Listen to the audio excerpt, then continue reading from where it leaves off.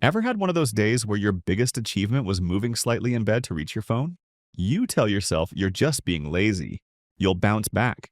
You'll totally get it together tomorrow. Spoiler, you don't.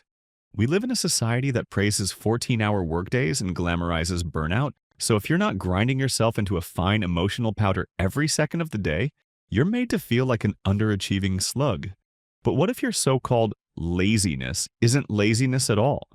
What if it's something deeper, like your brain casually imploding? Here are 7 warning signs your lazy phase might actually be depression in disguise. 1. Nothing feels good anymore. And no, not even pizza or puppies. You used to enjoy things, remember that? Hobbies, interests, Netflix marathons that didn't feel like existential torture. But now, everything feels pointless. You're not being lazy. You're just emotionally checked out. Depression tends to vacuum the joy out of things you once loved and replaces it with a strong urge to lie face down and ignore reality. 2. You can't function like you used to, and don't you dare say it's just burnout. You're missing deadlines, ghosting everyone, and even brushing your teeth feels like climbing Everest. You're not lazy, you're barely operational. If your off days have turned into off months and you're falling behind in school, work, or life in general, that's more than just fatigue. That's dysfunction, and depression is excellent at wrecking routines. 3. You try to cheer yourself up, but nothing works. You've tried it all: naps, snacks, memes, inspirational quotes that scream, "You got this." You do not got this, but nothing lifts the fog. When even your go-to comfort rituals don't bring the tiniest sliver of joy, it might be time to admit that this isn't a lazy Sunday. It's a cry for help, wrapped in a weighted blanket. 4. Your brain forgot to add a reason this time.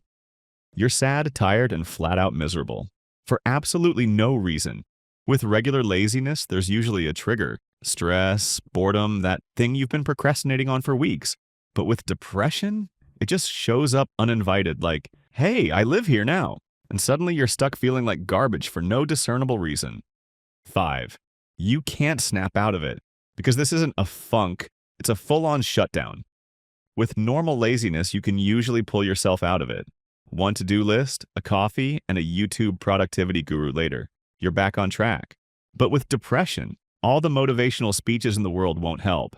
You're not just unmotivated, you're mentally underwater, and no amount of "just try harder" will fix a chemical imbalance. 6. You feel guilty for being like this, but still can't move. Here's the fun paradox. Depression makes you do less and feel horrible about it.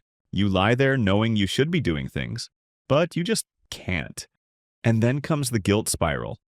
Lazy people don't usually hate themselves for resting. Depressed people, though, we turn rest into a crime scene. 7. Even getting out of bed feels like a feat of strength. Getting up, showering, eating, basic human tasks feel like you're dragging yourself through molasses with bricks tied to your soul. If you're spending entire days staring at the ceiling like it's performance art, it's not a quirky, lazy phase. It's likely that your body's in survival mode, because your brain has clocked out indefinitely. Final thoughts, aka, you're not lazy, you're just mentally exhausted. If you relate to any of these signs, take a moment and ask yourself, when did I last feel okay? Like, genuinely okay? If you can't remember, it might be time to stop blaming yourself and start getting support.